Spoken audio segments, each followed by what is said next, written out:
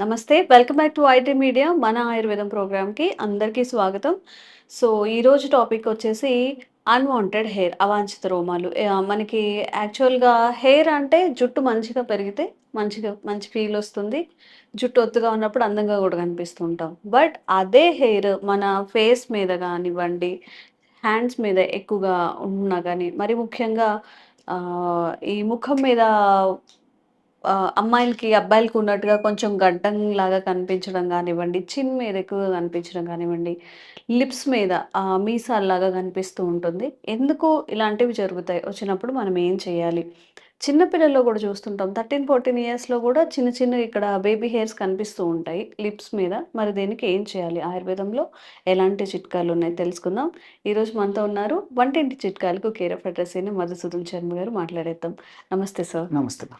So, unwanted hair అనేది చిన్న పిల్లల్లో గూడా ఇప్పుడు ఎక్కువగా ఉంటుంది. ఎందుకొస్తుంది? మనం ఏదైనా న్యాచురల్ వేస్‌లో దాన్ని తీసేసుకోవడం లేదా రాకుండా చేయడం అవుతుందా? పాసిబిలిటీ ఉందా? చెప్తానమ్మా.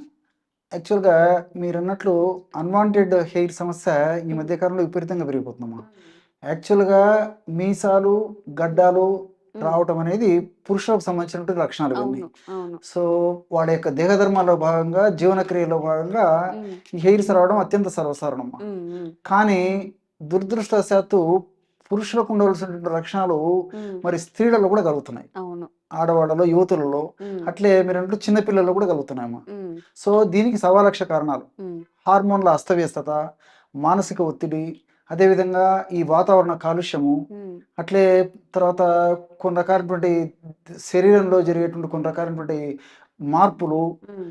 ఇలాంటి అనేక రకాలైనటువంటి కారణాల వల్ల కొంతమందికి వెయిట్ వల్ల కూడా ఈ యొక్క అన్‌వాంటెడ్ హెయిర్స్ వచ్చేటువంటి అవకాశం ఉంటుందమ్మా. ఇన్‌ఫ్లమేషన్ అనేటువంటి ప్రక్రియ వల్ల. ఈ విధంగా వివిధ రకాలైనటువంటి కారణాల వల్ల ఈ అన్‌వాంటెడ్ హెయిర్స్ వస్తుంటాయమ్మా. హ్మ్. సో, ఎక్కువ శాతం మందిలో ముఖ్యంగా యువతులలో, ఆడవాళ్ళలో, మహిళల్లో హ్మ్. గర్భాశయానికి సంబంధించినటువంటి సమస్యలు ఉన్నటువంటి వాళ్ళలో ఈ హ్మ్. అన్‌వాంటెడ్ హెయిర్స్ కూడా ఎక్కువ వస్తుంటాయమ్మా. ఓహో! ఈ మీసాలు, తర్వాత ఈ గడ్డాలు రావడము, హ్మ్. అదేవిధంగా కొంతమందికైతే ఈ కాళ్ళు, చేతులు కూడా వెంట్రుకలు విపరీతంగా వచ్చేస్తుంటాయమ్మా. హ్మ్. వాళ్ళు పడేటువంటి బాధ వర్ణాతీతం. హ్మ్. హ్మ్. నిజంగా చెప్పాలంటే ఆ అన్‌వాంటెడ్ హెయిర్ వల్ల వాళ్ళకు ఇతర శారీరకమైనటువంటి అనారోగ్యాలు ఉండవు గానీ, అంటే హెయిర్స్ వల్ల హ్మ్. మానసికంగా వాళ్ళు చాలా క్షోభకు గురైపోతుంటారమ్మా. హ్మ్. సో, 10 మందిలోకి వెళ్ళాలన్నా, 10 మందితో మాట్లాడాలన్నా, మరి ప్రతిదీ ఇటు వాటికన్నిటికి కూడా ఆత్మన్యూనత భావానికి గురైపోతున్నటువంటి యెస్. పరిస్థితి యెస్. ఏర్పడుతుందమ్మా. అవును. సో, ఈ యొక్క అన్‌వాంటెడ్ హెయిర్‌కి హ్మ్. నేను చెప్పినట్లు సవాలక్ష కారణాలు. హ్మ్. ఈ అన్‌వాంటెడ్ హెయిర్ వచ్చినప్పుడు ఏం చేస్తారంటే ఒక్కొక్కరు ఒక్కొక్క రకమైన ప్రయత్నాలు చేస్తుంటారు. హ్మ్. సో, వీళ్ళలో మరి ఇన్ని రకాల ప్రయత్నాలు చేసినప్పటికీ ఆశించినటువంటి ఫలితాలు చాలా చాలా తక్కువ మందిలోనే కలుగుతుంటాయమ్మా. ఓకే. నిజంగా చెప్పాలంటే ఈ అన్‌వాంటెడ్ హెయిర్స్‌కి సంబంధించి ప్రెజెంట్‌గా ఆధునిక విజ్ఞానంలో హ్మ్. సర్వసాధారణంగా ఈ వ్యాక్సింగ్ చేయడం జరుగుతుంటుందమ్మా. వ్యాక్సిన్ ఆర్ లేజర్ ట్రీట్‌మెంట్స్ కానీ. ఎలక్ట్రాలిసిస్సు, హ్మ్. తర్వాత డిపిలేటరీ ట్రీట్మెంట్సు హ్మ్. ఇవన్నీ చేస్తుంటారమ్మా. అవును. సో, వీటికున్నటువంటి పరిధులు, పరిమితులు వీటికున్నాయమ్మా. హ్మ్. ఎందుకంటే ఫర్ ఎగ్జాంపుల్ వ్యాక్సింగ్ ప్రక్రియను చూసుకున్నట్లయితే వ్యాక్సింగ్ ప్రక్రియ చాలా నొప్పితో కూడినటువంటి ప్రక్రియ. యెస్. యెస్. చాలా అవును. యొక్క అనుభవించే వాళ్ళు చెప్తుంటారు. హ్మ్. మైనాన్ని కరిగించేసేసి ఆ వెంట్రుకల భాగంలో అప్లై చేసేసి ఆహ్, క్ గో వె వెచ్చగా ఉన్నప్పుడు అంటే భరించగలిగినటువంటి వేడిగా ఉన్నటువంటి టైంలో లాగేసేస్తారమ్మా దాన్ని. హ్మ్. లాగేసేస్తే మధ్యలో వెంట్రుకలు విరుక్కొని బయటకొచ్చేస్తాయమ్మా. అవును. సో, ఆ వ్యాక్సింగ్ పద్ధతనమాట అది. హ్మ్. దాన్ని థ్రెడ్డింగ్ అని జెప్పేసి కూడా కొంతమంది చెప్తుంటారనమాట. హ్మ్. హ్మ్. సో, జనరల్‌గా వ్యాక్సింగ్ అనేటువంటి పద్ధతిలోనే చెప్తుంటారమ్మా. హ్మ్. సో, దీనివల్ల విపరీతమైన నొప్పి. పోనీ మరి కంప్లీట్‌గా వ్యాక్సింగ్ వల్ల ఈ యొక్క సమస్య తగ్గిపోతుందని జెప్తే మళ్ళా నేనున్నాను మళ్ళా మొదలవుతున్నాను అని జెప్పేసి మొదలవుతుంటాయి. హ్మ్. సో, విపరీతమైన నొప్పి, పోటు, బాధ, అసౌకర్యం ఉండడంతో అనుకున్నటువంటి ఫలితాలు మరి రావమ్మా. హ్మ్. దానివల్ల ప్రాబ్లమ్స్ కూడా వస్తుంటాయి కాబట్టి, మరి తప్పని పరిస్థితుల్లో తాత్కాలికంగా మరి విధి లేకపోతే కొంతమంది చేయించుకుంటుంటారమ్మా. హ్మ్. హ్మ్. అదేవిధంగా ఎలక్ట్రాలిసిస్ ప్రక్రియ అనేది ఒకటుందమ్మా. హ్మ్. సో, ఇక్కడ ఏం జరుగుతుందంటేమ్మా, ప్రతి వెంట్రుకకి విద్యుత్తు తరంగాలను పంపించేసేసి, హీట్ జనరేటింగ్ తరంగాలను పంపించేసి, వెంట్రుకను సెపరేట్‌గా ఆ యొక్క ఎలక్ట్రిసిటీ ద్వారా లాగేసేస్తారమ్మా, హ్మ్. తీసేస్తారు. హ్మ్. సో, ఇది చాలా టైమ్ టేకింగ్ ప్రాసెస్సు. దీనివల్ల గూడా కొన్ని ఇబ్బందులు ఎదురయ్యేటువంటి పరిస్థితి ఏర్పడుతుంది. చాలా త్వరగా అయితే కాదమ్మా. చాలా సిట్టింగ్స్ అవసరమైతాయి. హ్మ్. సో, దీనివల్ల గూడా మరి చాలామంది ఈ ఎలక్ట్రాలిసిస్ వైపు కూడా పెద్దగా మొగ్గు చూపుకున్నారమ్మా. హ్మ్. మూడవదేంటంటే డెపిలేటరీ మెథడ్. హ్మ్. డెపిలేటర్ అంటే కొన్ని క్రీమ్స్ వచ్చాయమ్మా.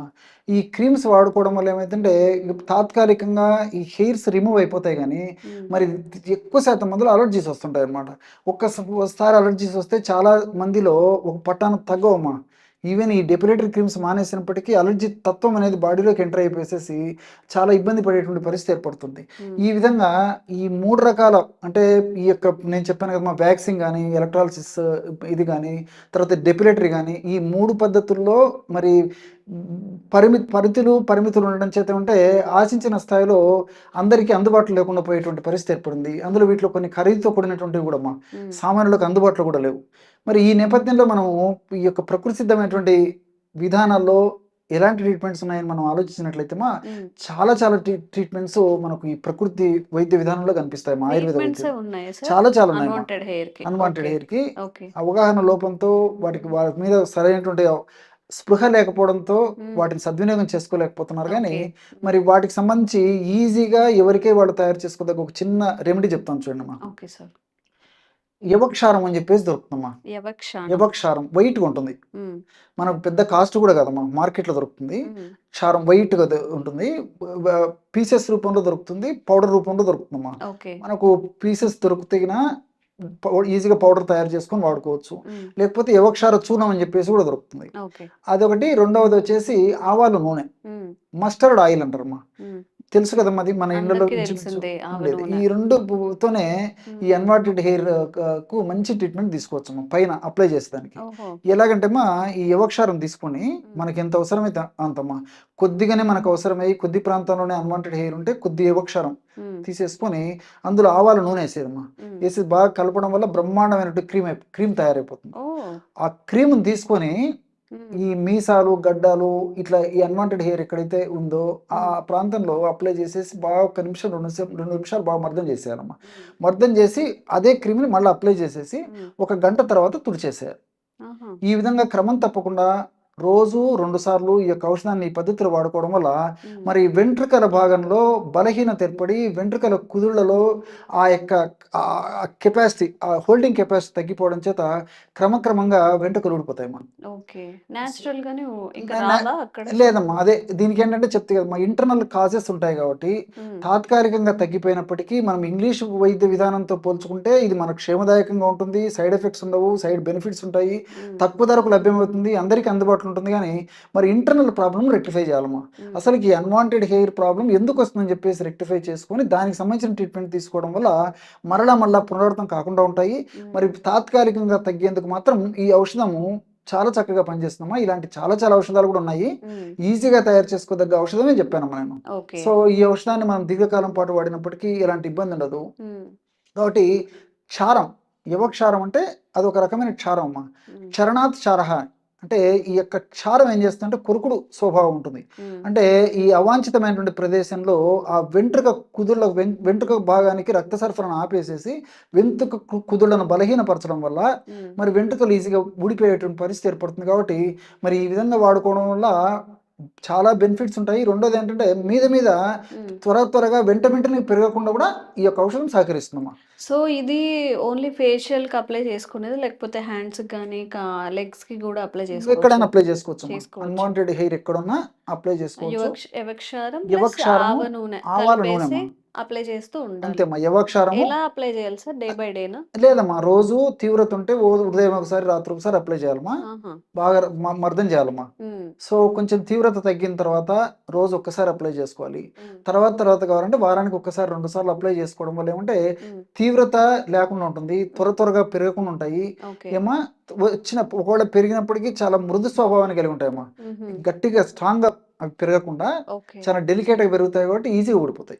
ఎంత టైంకి ఇవి అట్లా అయిపోతాయి సార్? వీక్‌గా అయిపోతాయి? అది శరీర తత్వాన్ని బట్టమ్మా. కొంతమందికేమంటే 1 మంత్, 2 మంత్స్ కూడా పడుతుంటుంది. కొంతమందికి ఇంకా లేట్ అయిపోతుంది. ఓకే. కాబట్టి వాళ్ళు పాటించేటువంటి నియమాలను బట్టి, వాళ్ళ శరీర తత్వాన్ని బట్టి, హ్మ్. వాళ్ళ యొక్క వ్యాధి యొక్క ఉధృతిని బట్టి, ఇతర ఓకే. అనుబంధ లక్షణాలను బట్టి హ్మ్. రిజల్ట్స్ ఆధారపడి ఉంటాయమ్మా. కానీ ఎక్కువ శాతం మందిలో మరి ఈ యొక్క యువక్షారము, ఆవు నూనె కలిపి వాడుకోవడం వల్ల చాలా మందికి చాలా సత్ఫలితాలు కలిగినాయమ్మా. ఆ! కాబట్టి ప్రయత్నం చేయదగ్గ అతి ముఖ్యమైనటువంటి అగ్రస్థానాన్ని ఇవ్వదగినటువంటి ఔషధాల్లో ఇది కూడా ఒకటమ్మా. ఓకే. కాబట్టి వెంటనే తాత్కాలికంగా రిజల్ట్ వచ్చేదానికి మాత్రం ఇది చాలా చక్కగా ఉపయోగపడుతుంది. హ్మ్. అంతేకాకుండా మరలా త్వరగా పెరగకుండా ఉండేందుకు కూడా ఇది ఉపయోగపడుతుంది. ఓకే. సో, ఎవరైతే అన్‌వాంటెడ్ హెయిర్ ఫేస్ మీద గానీ, కొంతమందికి ఎక్కువగా లెగ్స్ మీద గూడా చాలా ఎక్కువగా ఉంటుంది. హ్యాండ్స్ మీద కూడా ఉంటుంది. తప్పకుండా ట్రై చేయండి. ఎలాంటి సైడ్ ఎఫెక్ట్ లేదు. మనకి పెయిన్ గూడా ఉండదు. వ్యాక్సినేషన్ వల్ల వచ్చే పెయిన్ గానీ, లేజర్ ట్రీట్మెంట్ వల్ల వచ్చే సమ్‌హౌ సైడ్ ఎఫెక్ట్స్ గానీ ఉండవు కాబట్టి తప్పకుండా ట్రై చేయండి. మీకెలా అనిపించింది? ఎలా వర్క్ చేసింది కూడా కామెంట్స్ రూపంలో తెలియజేయండి. సో, మీకు కూడా ఇంకా అవేర్‌నెస్ కల్పించే వీడియోస్ మేము కూడా చేస్తూనే ఉంటాం. Thank you sir. నమస్తే.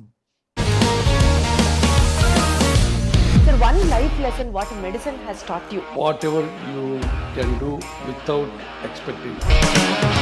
బట్ ఐ రియలీ బిలీవ్ మన పాజిటివ్ యాటిట్యూడ్ ఉంటేనే మనం ఏదైనా సాధించగలం. గట్ ని మనం కరెక్ట్ గా డీల్ చేసినట్లయితే అది మనకి పాజిటివ్ హార్మోన్స్ ని రిలీజ్ చేస్తుంది. షుగర్ వచ్చిన వాళ్ళ పరిస్థితి ఏంటి? పొట్ట దగ్గర పెరిగితే దాన్ని ఆండ్రాయిడ్ అంటారు, ఆండ్రాయిడ్ ఫోన్ కదా. అసలు థాట్స్ ఎందుకు వస్తాయి? బ్రెయిన్ డెడ్ అంటే దానికి ప్రపంచం అంతా కూడా కొన్ని నిర్దిష్టమైనటువంటి లక్షణాలు ఉంటాయి. మానసికంగా ధైర్యంగా ఉంటే క్యాన్సర్ జయించవచ్చు. You are a doctor for a cause, sir, అంతే. వాళ్ళకి వచ్చిన ఆదాయం కాకుండా ఫ్రీ సర్వీస్ ఎంతమందికో చేస్తుంది.